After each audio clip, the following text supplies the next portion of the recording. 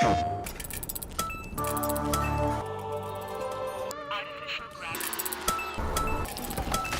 just gonna keep walking while I chew this.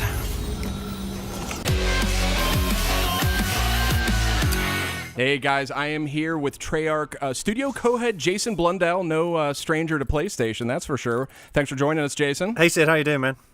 I'm doing fantastic. So you have been kind enough to give us all a sneak peek here at what you've been working on. It's an exclusive first look at the new Black Ops 3 Zombies Chronicles. Yep. Kind of a greatest hits collection of some of the best work Treyarch's done over the years. It's coming first to PS4 on May 16. So thank you for stopping by. No problem at all. Yeah, it's. I mean, we're looking at an act here on the screen, and obviously this is where it all began, right? Back in World at War, it started off as a kind of a simple kind of Easter egg, if you will, at the end of completing the campaign. And it's kind of been a classic, so it had to be in the Zombie kind of Chronicles pack. And what we did is went back and lovingly remastered the whole thing, you know, the lighting, the textures, the models, the AI, all these things got kind of changed around. So not only is it a kind of, you know, you're obviously kind of experiencing that original realization of zombies, but it's also kind of brought up to date with the modern kind of power of the PS4. No, this is great. I mean, this is just like an incredible, like, just walk down memory lane. I remember digging into this in actually Call of Duty World at War, which Treyarch obviously worked on. Great game. And I was absolutely fascinated by this mode. But it looks like you guys have done a lot more than just kind of like an up-res on this, right? I mean, tell us a little bit about how deep into this you guys got kind of recreating these. Yeah, I've kind of mentioned it in a couple of interviews, but it's worth noting, which is some people out there in the world will probably think, oh, you just kind of import the mesh in and then up-res the textures. That's absolutely not the case. You have to build the thing from scratch because the technology's changed so radically. The packages we use, the techniques we use.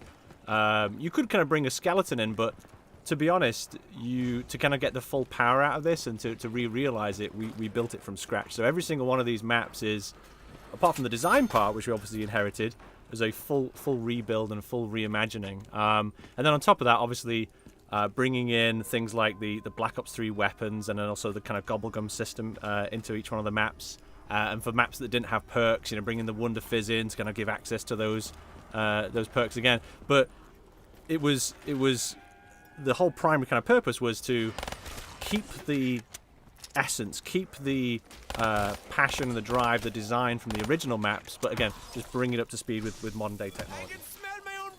And it looks incredible, too. And I got to point out, this map, Verrucht, I think I'm saying it right. This map, I remember when this came out, this was the first DLC map pack for Zombies in World at War.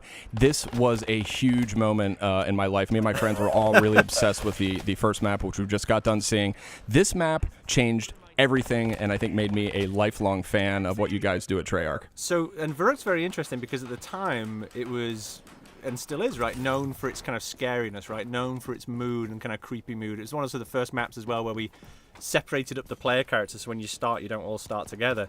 But, you know, fast forward now to Zombie Chronicles, what we could then do is completely remaster all of the sounds and all of the atmosphere. You have, you know, more channels now, higher resolution. So that kind of creepiness and eeriness can go even further to the point where as you're walking along, you'll hear the glass breaking underfoot and so forth. Really just kind of pulls you into that disturbia that we were trying to achieve with Verrucht.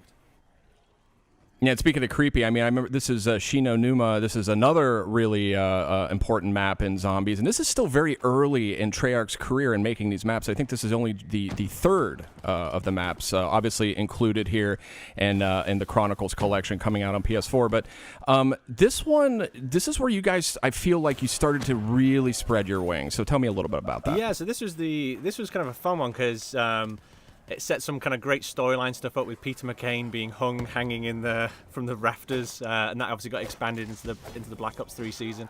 But it also was the introduction of the dogs as well, I believe, as well. The Hellhounds got introduced here. Yep. Which is a very different style of enemy. And this was, yeah, I think it was DLC 2 for kind of World at War. It was fantastic, right? It was the ability to kind of go and start putting foliage around, put you in a different kind of location. And, you know, if you remember back at World at War, you know, the foliage had to be limited, the lighting effects had to be limited, you know, because of, you know, how much alpha and overdraw you're doing and so forth. So kind of coming back into kind of Chronicles, we can just really let rip now with the amount of lush foliage, the amount of movement, the atmosphere. You know, we can start kind of putting lighting effects and tinting effects to really kind of set that kind of swamp mood. And then on top of that as well, just kind of connecting it up with other stuff. So we introduced this kind of Division 9, which is kind of a group in the zombie storyline for a map called Zetsubo no Shima, which is in the Black Ops 3 season. It's supposed to be the same group, Division 9, who are involved here. And so there's just little touches, little things that kind of tie it all together and kind of connect it, not only gameplay-wise, but also thematically as well. Yeah, I got to say, I mean, I'm kind of getting lost in the visuals here. I mean, it looks really, really awesome. I can't wait to play this. Yeah, you mentioned, like, you know, this is around the time. Oh, here we go. This is another classic one. This is a really great map. You guys really started digging into this mythos, and you were talking a little bit about that. But I feel like Kino der Toten. My German's terrible if you haven't guessed. But this one, I remember thinking, okay, this is something totally different. This came out with Black Ops. Call of Duty Black Ops, terrific game, and again, you guys, it seemed like there was almost like a drive internal to Treyarch to just keep kind of one-upping yourselves again and again, and I feel like this map's a great example of that. Absolutely. I mean, so the first map I worked on was in World at War was a map called Deriz, and we remade that for Black Ops 3 and called it the Giant and changed it narratively. But a fact that maybe not so many people know is that after Deriz for World at War, we had planned to do another pack, and we did. It was like a Paris map, and there was a one that's set on a coast, and there was also the cinema. And we never actually released that pack, but that's what Kino came from, and Call of the Dead came from the coast one, and the Paris map essentially turned into Moon, which is another map we'll see a little bit later on. So nothing's ever wasted here at Treyarch. We always use stuff, but ideas will grow and kind of change as they move along. So it was great to see, you know, some of the foundations set down, and obviously then that team kind of move it forward and make this map.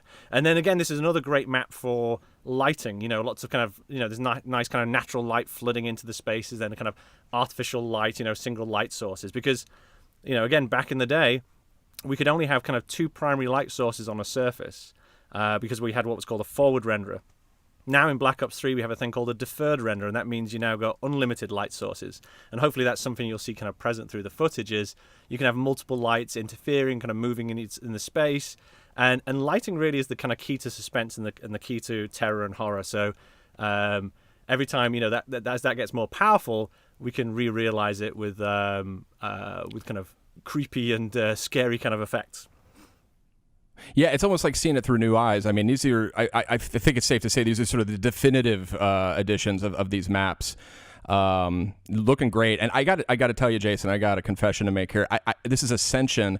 I think I might have missed this one. Oh, well, I don't want to spoil it for you then. This was, I love zombies. I don't know. This one doesn't really ring a bell. Tell me a little bit about the setup on this one. This is a big map. So this is where we started really introducing Easter eggs. So this was kind of the beginning of what has mutated over time to these huge kind of elaborate quests. But this was the beginning, very humble beginnings. And it also introduced about kind of characters, certain kind of key characters, you know, Gersh and Yuri and other kind of guys for the narrative people. They'd be very excited about that. But this is where a lot of that started rolling. And again, you know, because of the ambition of the map back in the day, things were quite simple, quite minimalist. You know, you couldn't have, as we're seeing the footage on screen here, you couldn't have a lot of the kind of crash pieces and kind of detail, because you just wouldn't be able to hit that kind of poly count. But nowadays we can really kind of flesh it out, and so that allows you to kind of get lost in this kind of, you know, Russian kind of cosmodrome vibe. I mean, by this point in Treyarch's career, I mean, zombies had become this really defining, you know, project that you guys have been working on over the years. I mean, it must have just been really fun to be a part of the studio and just see this thing that, like, you called out, kind of started as a side project in Call of Duty World at War, sort of blossom and turn into frankly a sensation. I mean, DLC sales I know were off the charts, and it's a huge success for you guys. So tell me a little bit about what that was like as you saw this sort of developing from the inside. Yeah, it was really interesting because it was one of those modes where, regardless of whether you're working it or not, because you got to imagine, right, in a game developer, you're making it and then you're playing it, but you're playing it as part of your job, and so people take breaks from that. Zombies was probably one of the first modes where you know, people would finish and then say, hey, let's play zombies through lunch, you know, let's keep on, you know, or kind of have little parties after kind of work and carry on playing it and kind of giving feedback. And there was a real buzz around the studio. And at the same time, as it started to grow in popularity and people were talking about it, we also, in this other kind of strange way, were saying, I hope not too many people look at this, because right now there's just this ultimate freedom, creative freedom. We were doing things like challenging the player, you know, penalizing the player, doing gameplay that by normal Call of Duty rules is naughty, naughty, don't do that, right? So there was this kind of real attitude of like, I hope too many people don't see this, because they might take away all the fun. And because it started that way, and because we have a wonderful publisher with Activision, they kind of encouraged and allowed us to kind of keep growing and flowing, kind of going to new places, doing different things. And I think it's because it had that kind of skunkworks kind of formation and kind of background that gave it that latitude and allowed us to kind of keep growing, keep moving it. And that's something that I'm very proud of, that going all the way up to Black Ops 3, that spirit and that mentality has never been lost. And if anything, it's actually flourished more. Yeah, I agree with you. I mean, I love the original maps you guys did for Black Ops 3. This is the map with those damned monkeys, isn't it? It is the one with the damn monkeys, yeah. Yeah. I hate those guys. Terrible. It's and again, outrageous. you know, in those early maps, there was a very cognizant, you know, decision made to actively try and mess with the player. Something that we've kind of played with at different times during zombie development, but you'll notice some of the classic maps are deliberately set up to penalize you and to hurt you and frustrate you. And that has an appeal as well, funnily enough. Like having it... It sure does. You know what I mean? Like when you go into some of these maps, you don't always know what's about to happen next. And that no two playthroughs will pretty much be the same. That was part of the formula and the mentality when we were doing these kind of maps. Something that we settled down a little bit later to allow people to have a little bit more ease coming into the maps. But in the early maps, they were deliberately punishing. They were designed as such. I mean, I loved every minute of it, right? So, and you know, thematically, I think you guys at this point, this would have been a Black Ops 2 map, I believe. You guys are really starting to push the envelope. And speaking of pushing the envelope, this is Moon, Yep. Very famous map. Tell me a little bit about how this one came together. It's a huge departure stylistically. Yeah, so like I was mentioning before, Moon, a lot of it's kind of, well, not a lot of it, but a fair amount of its inspiration came from that DLC 4 from World at War, the Paris map, where we had the idea of like no man's land and so forth. And some of those ideas kind of moved over to Moon, but creatively, again, very provocative, very different, right? You know, you kind of come in here, the section we're looking at, if you don't put your spacesuit on, you die. You know, it doesn't give you any kind of options. It's like, put the spacesuit on or you're dead, right? In the same way, we have, you know, the kind of astronaut walking around there, and he's brutal and kind of beats you up. And then this is also the beginning of what would turn into a bit of a tendency here at Treyarch, which was at the end of Moon, you blow up the Earth. Sorry, spoiler alert. But that was something that we kind of then moved forward. So if you look at like the end of Origins, again, we had these kind of end cutscene that was very provocative and kind of wound the community up. And that's very similar for, let's say, Revelations, you know. So this was, I suppose, the beginning of the idea that we don't have to finish a season with a nice bow on top and everyone feeling happy. And actually, we find that kind of creates great conversation and passion in the community to talk about the narrative and where it's going, where it is, and all this kind of fun stuff.